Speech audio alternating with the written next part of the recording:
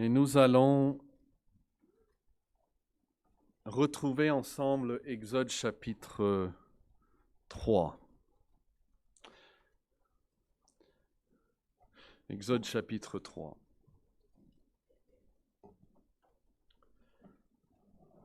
Ça fait déjà un mois qu'on n'a pas été dans ce chapitre. Et donc nous allons nous focaliser sur la vérité qui nous est présentée au verset 5. Mais je vais lire à partir du verset 1 pour qu'on ait un peu mieux le contexte.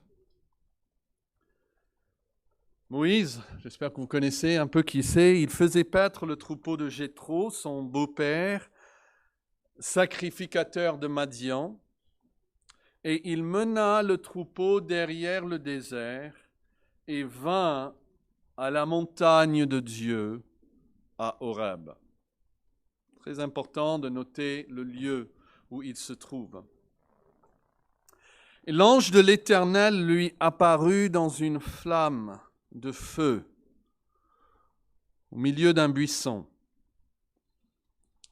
Moïse regarda, et voici le buisson était tout en feu, et le buisson ne se consumait point. Et Moïse dit, je veux me détourner pour voir quelle est cette grande vision et pourquoi le buisson ne se consume point. L'Éternel vit qui se détournait pour voir, et Dieu l'appela du milieu du buisson. Nous avons ce personnage très intéressant. Il est appelé l'ange de l'Éternel ou l'envoyé de l'Éternel, comme si c'était quelqu'un de distinct de l'Éternel. Mais quelques versets plus tard, il est appelé lui-même l'Éternel et Dieu. Et avec toute la lumière que nous avons du Nouveau Testament pour le faire éclairer ce que nous lisons dans l'Ancien Testament, nous savons que Dieu a envoyé son Fils. Il fut son messager par excellence.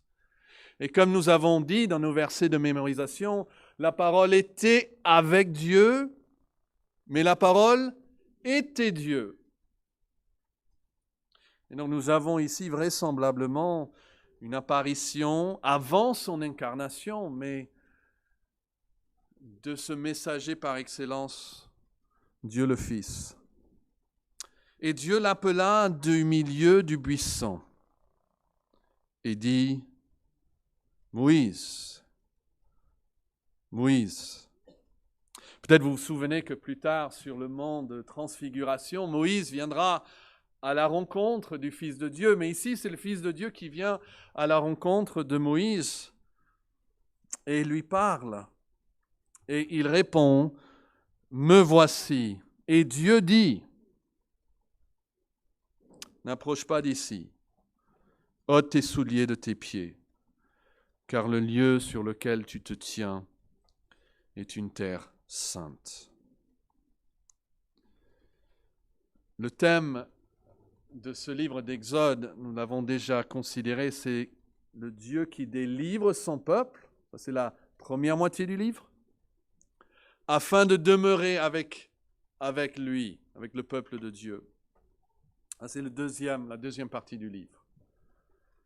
Et c'est un livre qui termine en fait avec 15 chapitres dédiés à la construction du tabernacle. Quand on pense à Exode, on ne pense pas tout de suite au tabernacle, mais vraiment, presque la majorité de ce livre nous parle de ce tabernacle où Dieu allait habiter parmi son peuple. Mais je crois que tout commence ici, avec la rencontre de Dieu et de son peuple. Dieu contrôlait déjà tous les détails, jusque depuis le début de l'histoire, en Exode. Mais c'est ici que Dieu entre en contact avec son peuple. Qu'il entre et qu'il dit, c'est maintenant que je vais vous délivrer. Et il le fait parce qu'il cherche des adorateurs. Dieu ne les sauve pas pour les abandonner plus tard dans le désert.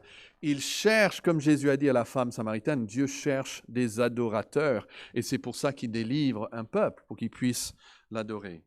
Et la première chose que Dieu accentue pour Moïse, et à travers ce récit pour tout le peuple de Dieu dans toutes les générations, et que nous adorons un Dieu saint. Et c'est pour ça que j'ai pris comme titre « Adorer le Dieu saint dans un lieu saint ». Et notez premièrement le fait que Dieu est souverainement saint. C'est la première chose qu'on veut considérer dans ce passage. Dieu est souverainement saint. Et il n'y a vraiment aucune raison de douter la signification d'un buisson qui brûle. Il suffit de laisser Dieu lui-même l'interpréter. Écoutez-le parler. C'est une image visuelle, le buisson ardent, mais qui est par la suite interprétée par Dieu. Dans les paroles de Dieu, nous allons trouver la clé de l'interprétation de ce phénomène. Regardez verset 4. Dieu vit qu'il se détournait pour voir, et Dieu l'appela du milieu du buisson, et Dieu dit « Moïse, Moïse !» Et il répondit « Me voici !» Et Dieu dit « N'approche pas d'ici, ôte tes souliers de tes pieds, car le lieu sur lequel tu te tiens est une terre sainte. » Imaginons un peu ce qui se passe. D'abord, Dieu l'appelle avec cette répétition d'affection. « Moïse, Moïse !» Et puis dès que Moïse commence à s'approcher, Dieu lui dit « Stop ! N'approche pas plus que cela.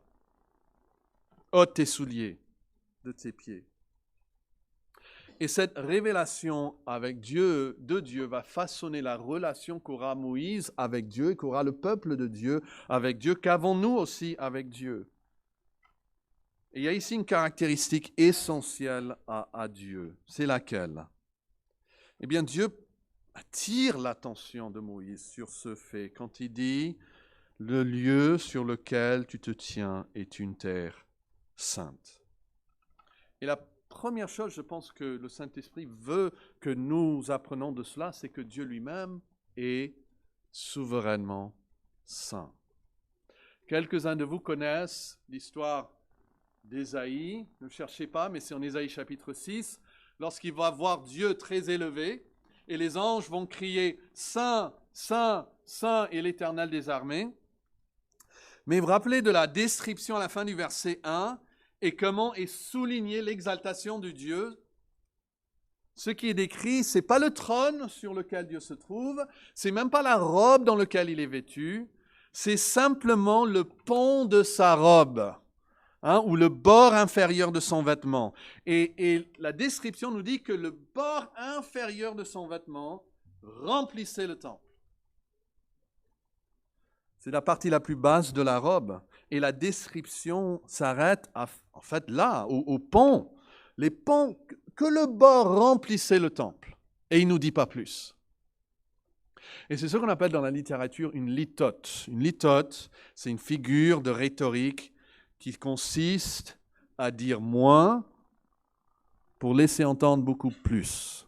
C'est comme maman dit, je ne suis vraiment pas contente. Ça veut dire probablement beaucoup plus qu'elle manque de joie dans sa vie. Et Dieu aurait pu dire ici à Moïse, ôte tes souliers de tes pieds car je suis saint.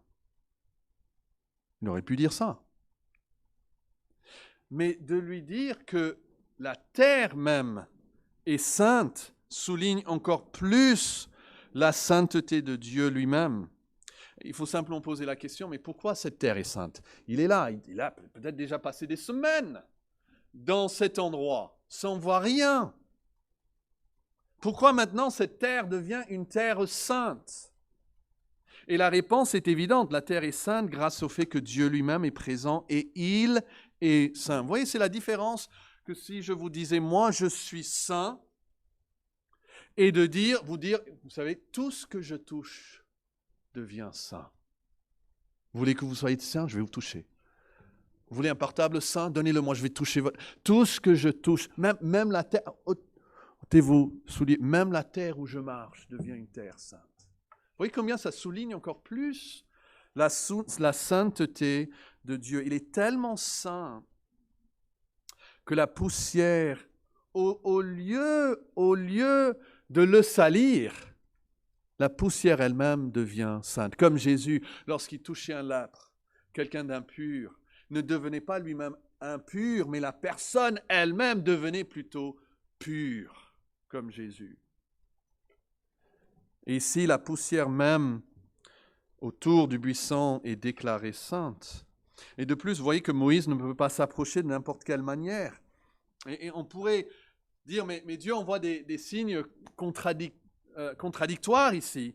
Il dit d'abord, Moïse, Moïse, comme s'il l'appelle à lui, et puis il dit, arrête, n'approche pas.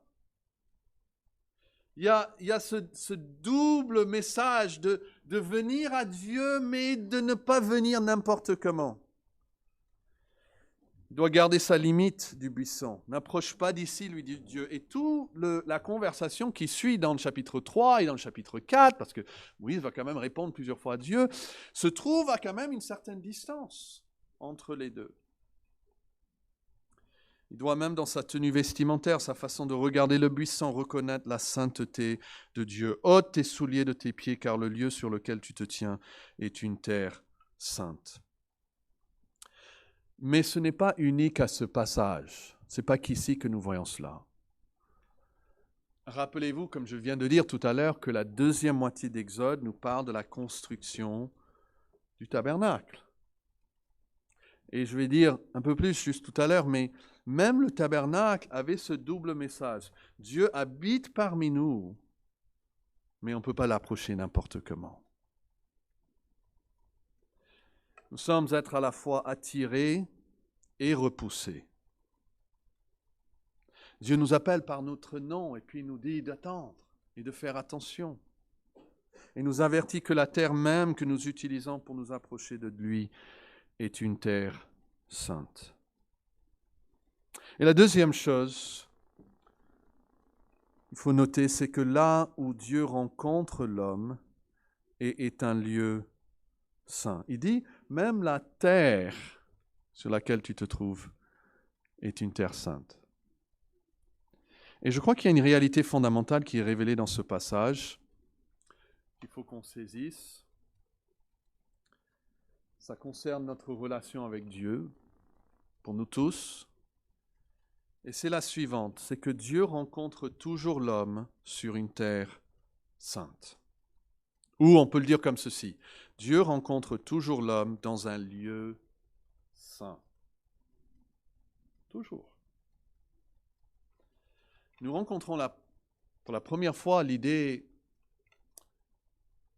cette notion de lieu saint dans les premiers chapitres de la Bible.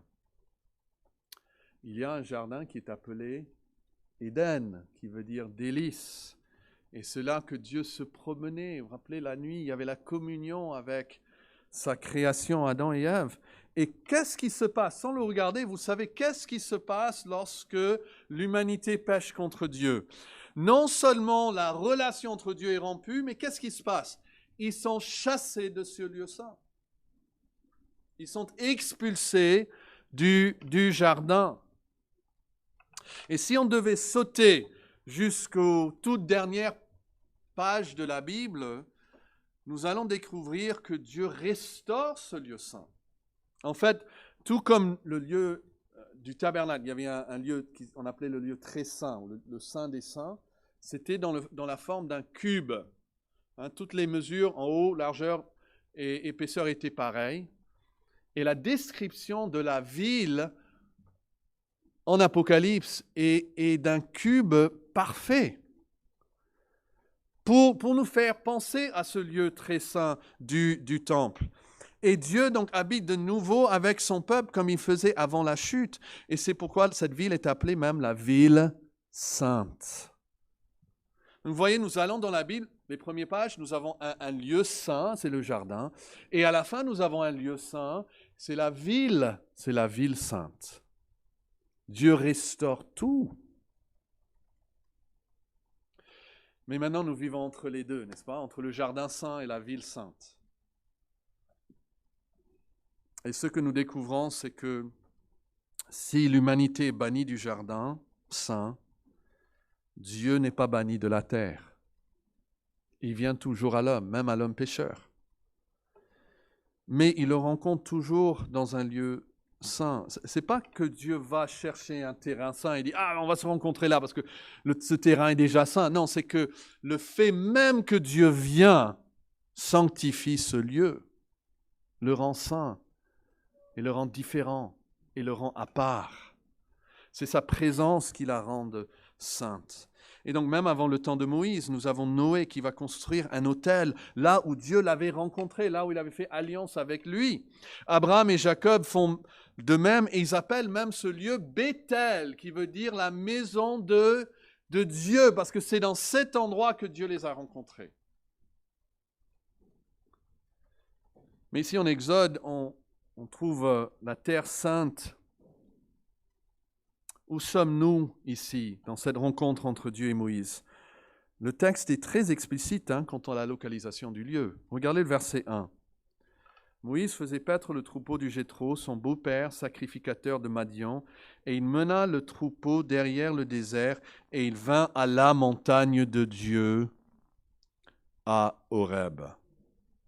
Et puis regardez verset 12. Dieu dit, je serai avec toi, et ceci sera pour toi le signe que c'est moi qui t'envoie. Quand tu auras fait sortir d'Égypte le peuple, vous servirez Dieu où?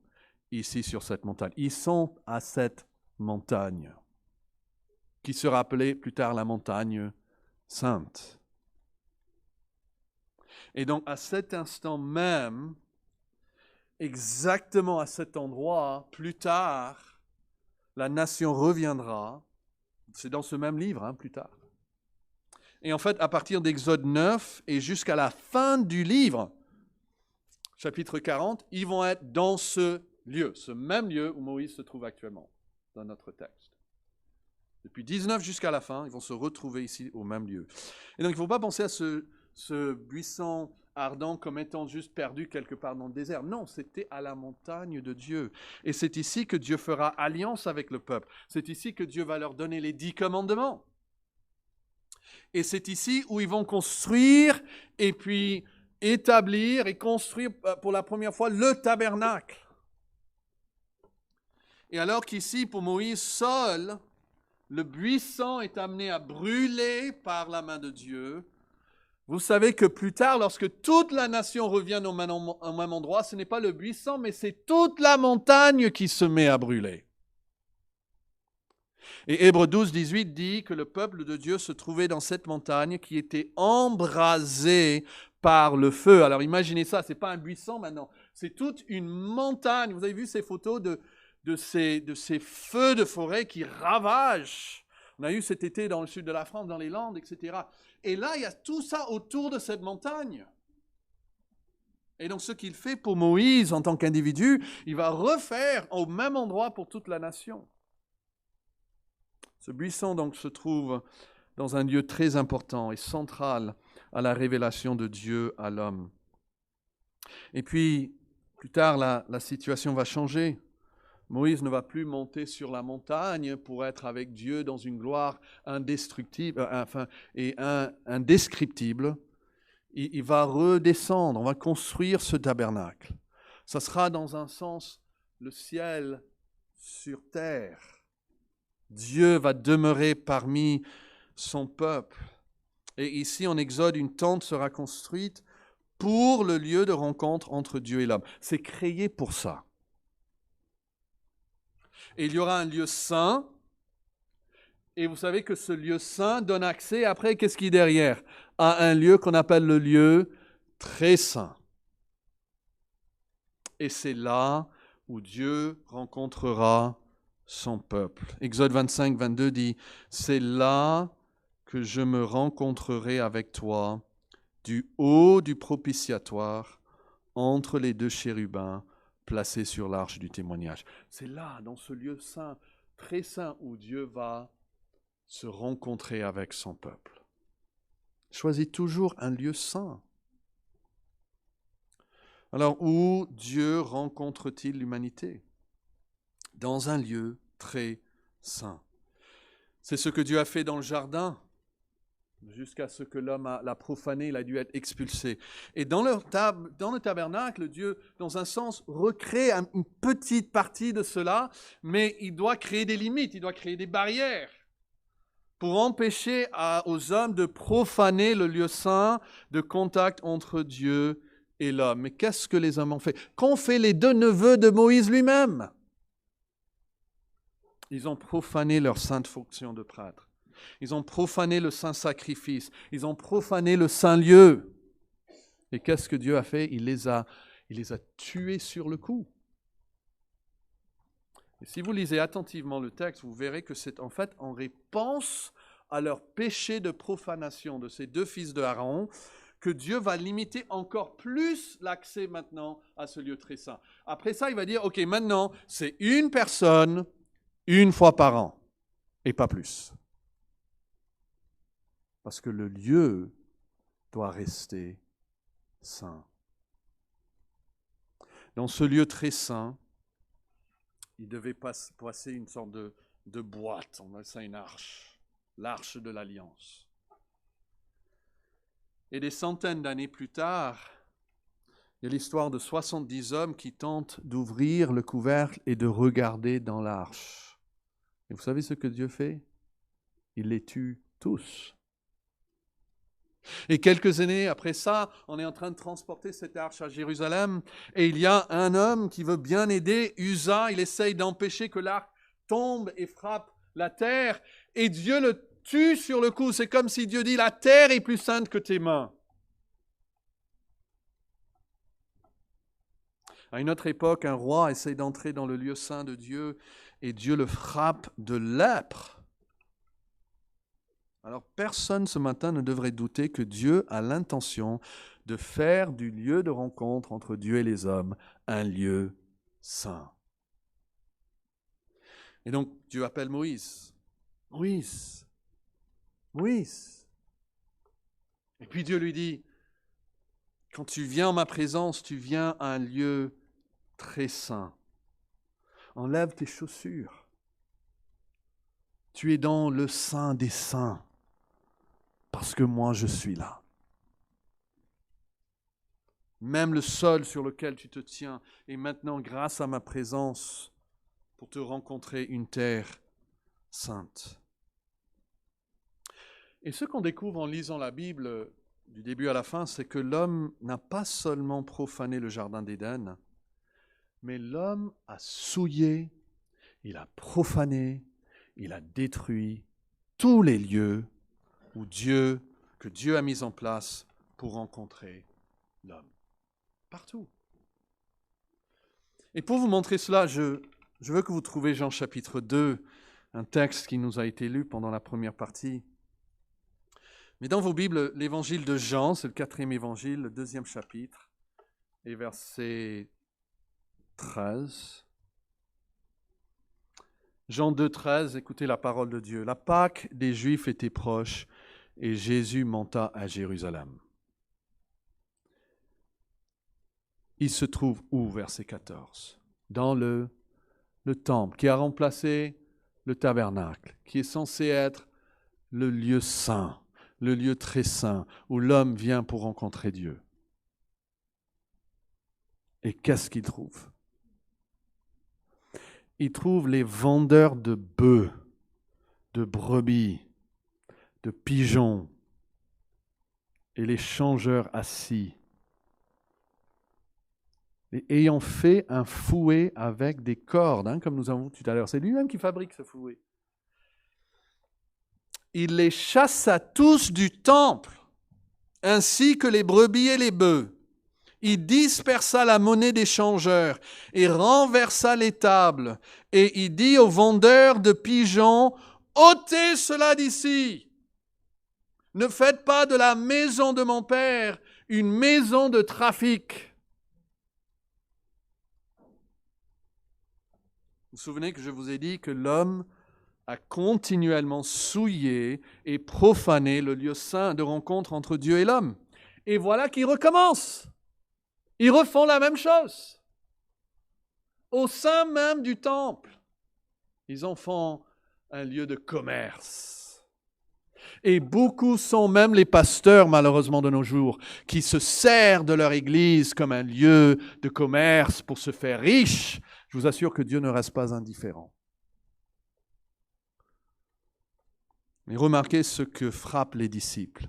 Notez ce que frappent les disciples. Il le dit là au verset 17. Ces disciples se souvinrent qu'il est écrit, il pense un passage biblique. Le zèle de ta maison me dévore. Me dévore. Alors, personne ici ne doit douter que Dieu le Père, ni Dieu le Fils, a l'intention de faire du lieu de rencontre entre Dieu et les hommes un lieu banal, un lieu de trafic. Ils veulent tous les deux garder ce lieu saint. Notez ce que disent les Juifs au verset 18. Les Juifs, prenant la parole, lui dirent « Quel miracle nous montres-tu pour agir de la sorte ?» Et Jésus leur répondit, est-ce que vous comprenez ce qu'il dit ici, verset 19 ? « Détruisez ce temple, et en 3 jours je le relèverai. » Et quand Jésus dit « détruisez ce temple », tout de suite quand il dit « temple », eux ils regardent autour d'eux. Ils regardent au mur, ils regardent à ce bâtiment splendide. Et ils disent, verset 20, « Il a fallu 46 ans pour bâtir ce temple, et toi, en 3 jours, tu le relèveras. » Mais Jésus, quand il a dit temple, ne regardait pas autour de lui. Parce que le verset 21 nous dit que Jésus, quand il a dit temple, il parlait du temple de son corps. Vous voyez ce que la Bible est en train de nous dire ? Jésus est en lui-même, par excellence, le temple. Il est par excellence le tabernacle. Il est par excellence ce lieu saint où Dieu vient en contact avec les hommes. Vous pouvez tourner une page en arrière. Jean 1, verset 14 dit que la parole a été faite chair et elle a habité parmi nous pleine de grâce et de vérité, et nous avons contemplé sa gloire, une gloire comme la gloire du Fils unique venu du Père. On pourrait traduire la parole à tabernacler parmi nous, parce que c'est le verbe du nom tabernacle qui est utilisé dans la traduction grecque de l'Ancien Testament. La parole vient et elle vient comme un tabernacle. Pour tabernacler, c'est comme si Dieu dit, ok, je reviens, je vais encore construire ma tente au milieu de vous. Mon tabernacle là au sein de ce peuple. Et il le fait en envoyant Jésus. Il est le temple, il est le tabernacle. Il a tabernaclé parmi nous. Jésus a dit en Jean 14, 6, « Je suis le chemin, la vérité et la vie. Nul ne vient au Père que par moi. » Ce n'est qu'en moi, moi le temple, moi le tabernacle, que vous pouvez avoir accès au Père. Mais qu'ont fait les hommes avec le tabernacle ? Ce temple par excellence, avec ce médiateur entre Dieu et les hommes. Ils ont fait exactement ce que Dieu avait prédit. Ils l'ont détruit. Le seul lieu dans l'univers où l'homme peut rencontrer Dieu. Et que fait l'homme ? Il le crucifie. Et Jean, pour revenir au verset, chapitre 2, regardez verset 19. Jésus leur répondit, « Détruisez ce temple et en 3 jours je le relèverai. » Les Juifs dirent, « Il a fallu 46 ans pour bâtir ce temple et toi, en 3 jours, tu le relèveras. » Mais il parlait du temple de son corps. Verset 22. « C'est pourquoi, lorsqu'il fut ressuscité des morts, ses disciples se souvinrent qu'il avait dit cela et y crurent à l'Écriture et à la parole que Jésus avait dite. » Alors vous pouvez penser à Dieu, à Jésus, comme ce lieu très saint. Et rappelez-vous que lorsque Jésus est mort, le voile qui empêchait l'accès au lieu très saint a été déchiré du haut en bas pour que ça soit clair que ce n'était pas l'homme qui était en train de pénétrer et de désacrer le lieu très saint. Mais c'était Dieu qui ouvrait en fait l'accès aux pécheurs. Ce n'est pas la profanation donc du lieu saint par les hommes, mais l'ouverture du lieu très saint par la main de Dieu lui-même.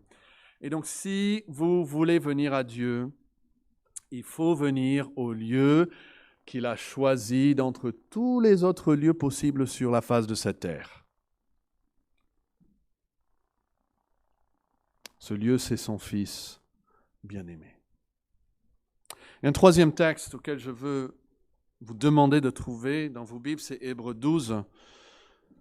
Nous avons considéré un peu il y a un mois, mais le contraste ici est frappant. Hébreux 12, verset 18. Dieu parle aux croyants comme nous. Okay? Il parle aux Hébreux surtout, des Juifs qui sont venus à Christ. Et à cause de cela, ils ne vont plus au temple.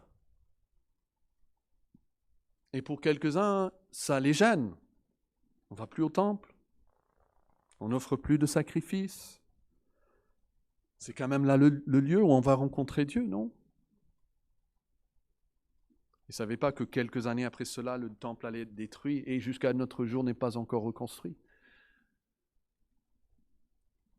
Et donc le Saint-Esprit leur dit ceci en Hébreux 12, verset 18. Regardez là. Vous ne vous êtes pas approchés d'une montagne qu'on pouvait toucher, qui était embrasée par le feu, ni de la nuée, ni des ténèbres, ni de la tempête. Et vous voyez tout de suite qu'il parle de ce temps lorsque Moïse se trouve non devant le buisson ardent, mais devant la montagne ardente. Et il dit, pour vous, j'avoue, ce n'est pas votre expérience. Ça, c'était l'expérience de Moïse. Il avait peur, la Bible nous dit en Exode 3, il avait peur quand il avait vu le buisson ardent. Mais notez sa réaction quand il a vu la montagne embrasée par le feu. Regardez Hébreux 12, 21. Et ce spectacle était si terrible que Moïse dit, « Je suis épouvanté et tout tremblant. » Il a vraiment peur. Mais il dit, vous n'êtes pas approchés de cela. La plupart ici n'ont jamais visité même Israël. Mais, verset 22, vous vous êtes approchés de la montagne. Et notez bien que le Saint-Esprit se sert du même vocable de lieu. Il dit que nous sommes rapprochés, tout comme eux, ils se sont approchés. C'est le même verbe. Vous vous êtes approchés, comme eux, ils se sont approchés. Et puis, il dit, nous sommes approchés d'une montagne même, tout comme eux. Donc, on a le même vocable de lieu. On s'approche d'une montagne. Il faut toujours penser dans la catégorie ici de lieu. C'est un lieu, c'est un endroit, c'est une montagne, c'est une cité, mais ce n'est pas le même lieu. Et en lisant ces versets, contrastez-le dans votre tête avec quelqu'un qui, imaginez que c'était possible, qui pouvait pénétrer dans le temple et voir les prêtres en train d'accomplir leurs fonctions, et puis les chérubins dans le lieu très saint au-dessus de l'arche. Hébreux 12, 22, regardez-le. Vous vous êtes approchés de la montagne de Sion, de la cité du Dieu vivant, la Jérusalem céleste. Et au lieu de ces chérubins en or au-dessus de l'arche, vous vous êtes approchés des myriades qui forment le cœur des anges, de l'assemblée des premiers-nés inscrits dans les cieux, ça parle des anges. Et au lieu d'un portier qui gardait l'entrée du temple, vous vous êtes approchés du juge qui est le Dieu de tous. Et à la place des prêtres, vous vous êtes approchés des esprits des justes parvenus à la perfection. Et puis quand nous pénétrons dans le lieu très saint, nous trouvons non pas Aaron, qui était jusqu'à sa mort le médiateur de l'ancienne alliance, mais nous trouvons quoi au verset 24? Jésus, qui est le médiateur de la nouvelle alliance. Et au lieu de trouver le sang des boucs sacrifié, aspergé sur le couvercle de cette arche, comme il devait le faire, nous trouvons le sang de l'aspersion qui parle mieux même que celui d'Abel. Ça parle du sang de Jésus-Christ. Alors comprenez bien, ce n'est pas un lieu géographique. Vous n'allez pas le trouver sur votre GPS, mais c'est un lieu réel. Et si Jésus peut être réellement le chemin qui mène à Dieu, il peut être réellement le lieu de rencontre entre Dieu et les hommes. Il peut être réellement le temple par excellence. Et Jésus-Christ, ce temple, rejeté parmi les hommes, vous vous rappelez, mais choisi par Dieu, il est lui-même très saint. Très saint. Et puisqu'il est un souverain sacrificateur qui peut nous laver, nous purifier de nos péchés, nous pouvons venir à Jésus tel que nous sommes. Quelle grâce! Et je vous invite à le faire. Mais vous ne pouvez pas rester tel que vous êtes. Rappelons-nous que Jésus a laissé partir le jeune homme riche parce qu'il avait choisi ses richesses à la place de Jésus-Christ. Et donc, troisièmement, ici, le lieu de rencontre entre Dieu et les hommes façonne même notre adoration. Tout comme Moïse, il a dû changer, il a dû ôter ses souliers. Ce n'est pas toujours dans la suite de la Bible que nous lisons cela, mais une manière de marquer son respect pour Dieu. Et dans l'adoration, nous nous approchons d'abord d'un lieu réel, comme dit Hébreux 12, mais nous approchons en esprit. Gardons cela à l'esprit. Jean 4, 23, Jésus dit, l'heure vient, elle est déjà venue, où les vrais adorateurs adoreront le Père, comment? En esprit et en vérité. Car ce sont là les adorateurs que le Père demande. En esprit. Ça ne parle pas du Saint-Esprit ici. Ça ne parle même pas de la sincérité. Dieu voulait toujours, même dans l'Ancien Testament, que les gens adorent Dieu avec sincérité de tout leur cœur. Mais même sous l'Ancienne Alliance, il fallait adorer Dieu dans un certain endroit. Et Jésus ici, il donne deux éléments non négociables concernant ces deux questions. Vous vous rappelez, la dame posait la question où est-ce qu'il faut adorer et comment est-ce qu'il faut adorer. Et à la question où est-ce qu'il faut adorer, le où, la géographie de ce lieu, c'est en esprit, c'est-à-dire c'est dans l'homme. La géographie physique ne sera plus un problème. Maintenant, le culte doit se faire en esprit, dans l'esprit des hommes. Donc, on peut le faire dehors, ce serait difficile aujourd'hui avec la pluie. Il y en a beaucoup qui le font dehors, dans une maison, souterrain. C'est pour ça que nous ne cherchons pas à faire un pèlerinage. Il n'y a pas dans notre pensée un endroit dans ce monde qui est physiquement plus saint qu'un autre. Non, quand nous approchons de ce lieu réel, c'est en esprit que nous nous approchons. Mais nous nous approchons en esprit d'un Dieu qui est lui-même sur un trône, le trône de la grâce. Et donc, lettre B ici, dans l'adoration, nous devons nous imprégner des réalités qui nous entourent. C'est là qui a façonné notre pensée. Regardez le texte là, verset 22, Hébreux 12, 22. Nous nous approchons en esprit de la montagne de Sion, de la cité du Dieu vivant, la Jérusalem céleste. Nous nous approchons en esprit des myriades qui forment le cœur des anges, de l'assemblée des premiers-nés inscrits dans les cieux. Nous nous approchons en esprit du juge qui est le Dieu de tous, des esprits des justes parvenus à la perfection. Nous nous approchons en esprit de Jésus qui est le médiateur de la nouvelle alliance et du sang de l'aspersion qui parle mieux que celui d'Abel. Et l'accent est mis dans le passage, ici en Hébreux 12, 18 à 29, sur la nécessité même d'être submergé par la réalité de l'endroit où nous nous trouvons d'une manière spirituelle lorsque nous célébrons le culte. C'est cela qui prime par-dessus tout. C'est comme si le Saint-Esprit nous dit, quand vous préparez un culte, pensez aux anges. Ce n'est pas notre réaction première. Mais vous adorez devant les anges. Vous savez, Éphésiens 3 parle des anges qui regardent l'Église pour voir la gloire de Christ. 1 Corinthiens 11 dit aux femmes de porter un voile dans l'adoration à cause des anges. On nous dit on va faire un culte dans la cité. Et le Saint-Esprit nous dit vous allez faire un culte devant les remparts de la cité du Dieu vivant. La Jérusalem céleste. Vous voyez, dans l'adoration et même dans notre culte, nous devons nous imprégner des réalités spirituelles qui nous entoure. C'est ça qui doit primer par-dessus tout. Et puis lettre C, dans l'adoration, nous devons prendre garde à bien écouter le Fils qui nous parle. N'est-ce pas curieux, mais tellement important, que la première chose qu'il faut faire lorsque nous nous approchons en esprit pour adorer notre Dieu, c'est quoi? Regardez le verset 25. Gardez-vous de refuser de faire quoi? D'entendre celui qui parle. Car si ceux qui refusaient d'entendre celui qui publiait des oracles sur la terre n'ont pas échappé, combien moins échapperons-nous si nous nous détournons de celui qui parle du haut des cieux? Nous pensons à l'adoration, à la louange comme le fait de parler à Dieu. Nous disons même qu'il y a au culte, il y a l'adoration et puis il y a le serment.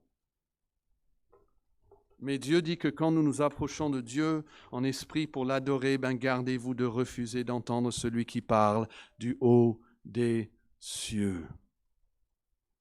Ecclésiaste, chapitre 5, verset 1, l'Esprit nous dit « Ne te presse pas d'ouvrir la bouche et que ton cœur ne se hâte pas d'exprimer une parole devant Dieu, car Dieu est au ciel et toi sur la terre, que tes paroles soient donc peu nombreuses. »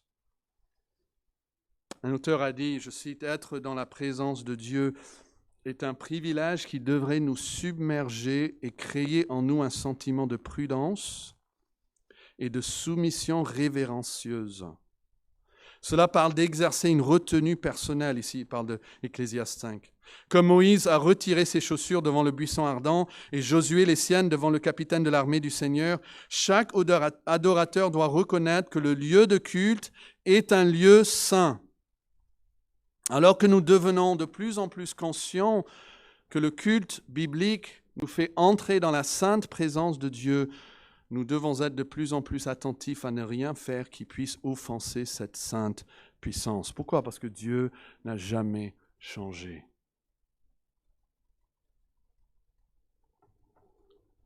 Et si vous avez un doute, regardez la dernière phrase de ce chapitre 12. Mais adorer Dieu, c'est en grande partie écouter ce qu'il a à nous dire. C'est lui donner la parole pour qu'il nous parle. C'est ce qui s'est passé devant la montagne sainte. Et si quelqu'un pose la question, mais comment est-ce que Dieu nous parle? Eh bien, cette lettre nous a déjà donné la réponse. Les premières paroles de cette lettre nous dit, Hébreux 1, 1 et 2, après avoir autrefois et à plusieurs reprises et de plusieurs manières parlé à nos pères par les prophètes, Dieu, dans ces derniers temps, nous a parlé par son Fils. C'est pour ça qu'il faut faire très attention de dire « Dieu m'a parlé ». Parce qu'on est en train de banaliser en fait la parole de Dieu. Dieu nous a parlé par son Fils. C'est son mot dernier, c'est son mot suprême, c'est son Fils. Et nous le trouvons dans sa parole écrite. Et finalement, lettre D, dans l'adoration, nous devons façonner notre culte selon ses désirs et en conformité avec son caractère. Nous trouvons ces deux choses en Hébreux 12, 28 et 29. Est-ce que vous pouvez les regarder? C'est pourquoi, il dit, après avoir parlé du fait qu'on vient devant Dieu, c'est pourquoi recevant un royaume inébranlable, montrons notre reconnaissance en rendant à Dieu un culte, notez ceci, qui lui soit agréable. Ça, c'est la première chose. On veut façonner notre culte selon ses désirs. Et puis en conformité avec son caractère, parce qu'il dit juste après, avec piété et avec crainte. Pourquoi piété et crainte? Car, vous voyez ça le lien? Piété et crainte, le culte marqué de piété et crainte, car notre Dieu est aussi un feu dévorant. Et vous dites, c'est bien le Nouveau Testament que je suis en train de lire? Dieu n'a pas changé. Il est le même. Le chapitre suivant dira que Jésus-Christ est le même, hier, aujourd'hui et pour l'éternité. Et on veut pouvoir dire que nous offrons un culte à Dieu qui, lui, est agréable. Et cela devrait aller en fait de soi, parce que si nous prétendons adorer Dieu, eh bien, on devrait vouloir lui plaire. Mais pourquoi chercherait-on à nous plaire tout en adorant Dieu? Eh bien, parce que depuis Caïn, le fils aîné de Adam et Ève, depuis Caïn, nous avons l'audace de penser que nous pouvons offrir à Dieu ce qui nous plaît à nous-mêmes. Et quand l'Esprit affecte notre conscience ou quand la parole de Dieu vient pour nous réprimander, ça nous fâche. Comme Caïn. Ésaïe 42, verset 8 dit « Je suis l'Éternel, c'est là mon nom. Je ne donnerai pas ma gloire à un autre, ni mon honneur aux idoles. » Et dans ce passage, Hébreux 12, consacré à la comparaison entre le culte du Nouveau Testament et celui de l'Ancienne Alliance, quelle est la caractéristique de Dieu que le Saint-Esprit l'a sonné dans nos oreilles? C'est la dernière chose qu'il va dire sur l'adoration dans le Nouveau Testament. C'est que notre Dieu est aussi un feu dévorant. C'est la dernière fois, il ne vient pas tout de suite après pour l'expliquer. C'est ça qu'il veut laisser. Il est un feu dévorant, comme avec Moïse, le même Dieu. Et lorsque nous nous approchons de lui, nous nous approchons dans un lieu très saint. Spirituellement, oui, ce n'est pas les chaises ici, le mur, le plafond, non. Mais spirituel, nous sommes devant Dieu, devant les anges. Ce passage est aussi essentiel à notre culte que 1 Corinthiens 11 et à notre célébration de la table du Seigneur. Imaginez que quelqu'un disait, j'ai jamais entendu ça, mais moi je ne suis pas sûr de l'importance d'1 Corinthiens 11 pour la table du Seigneur. Après tout, c'est que là, à part les évangiles, qu'on trouve ces instructions, on pourrait penser que si c'était important, on trouverait dans plusieurs endroits dans le Nouveau Testament. Je ne sais pas s'il faut donner beaucoup de poids à 1 Corinthiens 11 pour parler de la table du Seigneur. Mais on dirait, mais combien de fois est-ce que Dieu a besoin de le dire?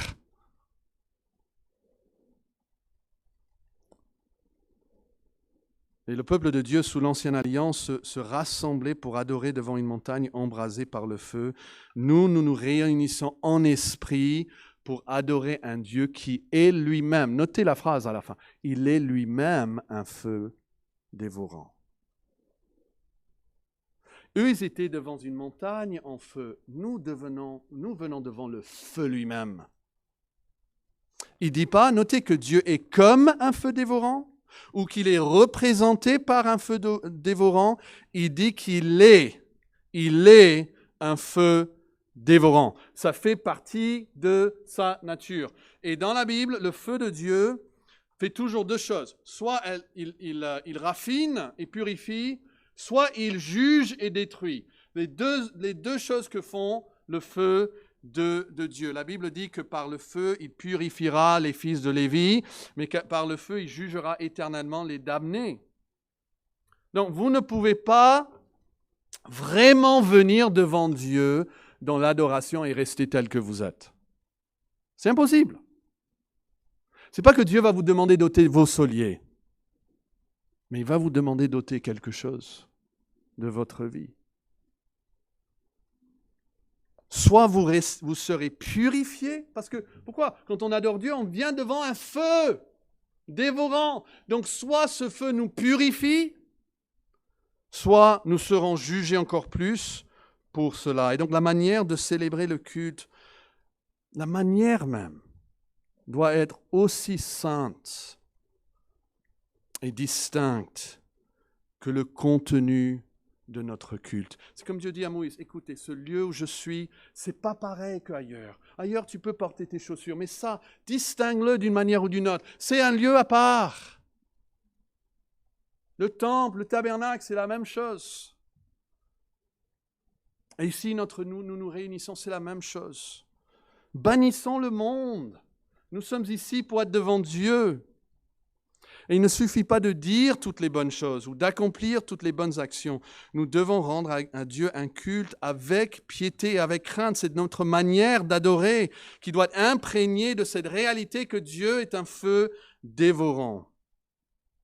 Nous n'adorons donc pas un objet inerte qui reste là pareil. Nous n'adorons pas une personne qui est passive et indifférente. En toute adoration, nous venons devant un feu dévorant. Et toute adoration qui n'est pas offerte d'une manière qui lui soit agréable sera traitée comme telle. Et nous pouvons être sûrs d'une chose, l'Esprit Saint veut que notre culte soit marqué par la piété et la crainte de Dieu. C'est ce qui est dit en noir et blanc ici. Et c'est pourquoi, ici, dans cette Église, nous ne façonnons pas nos cultes automatiquement pour ressembler à toutes les autres églises, même les autres églises évangéliques. Nous ne sommes pas là pour juger les autres.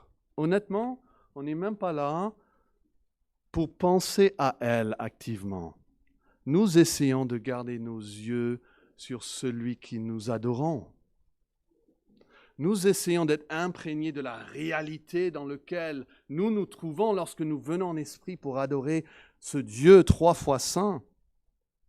Nous voulons nous rappeler qu'en adorant, nous entrons dans des réalités célestes et spirituelles qui nous dépassent de loin, que nous nous présentons devant un feu dévorant qui, dans sa grâce, ne dévore pas celui qui est en Christ. Mais c'est le même Dieu que nous adorons. Et là, il vient en nous en Christ, mais il vient toujours comme un feu dévorant. Prions le Seigneur. Ô grand Dieu, tu es immense et tu es saint. Quelle grâce que cette flamme ardente ne consumait pas le buisson et la terre et Moïse. Et quelle grâce que dans ta sainteté, tu ne nous consumes pas. Et nous voulons offrir à toi un culte, une adoration qui t'est agréable.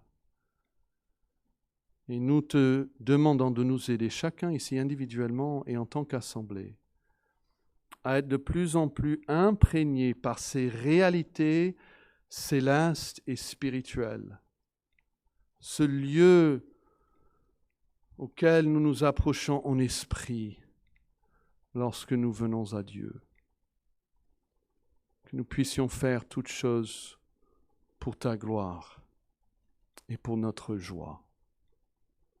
Merci pour Christ, qui est la propitiation de la colère de Dieu. Et c'est à lui que nous venons. Et c'est en lui que nous t'approchons, car il est notre temple. Et c'est en son nom que nous prions. Amen.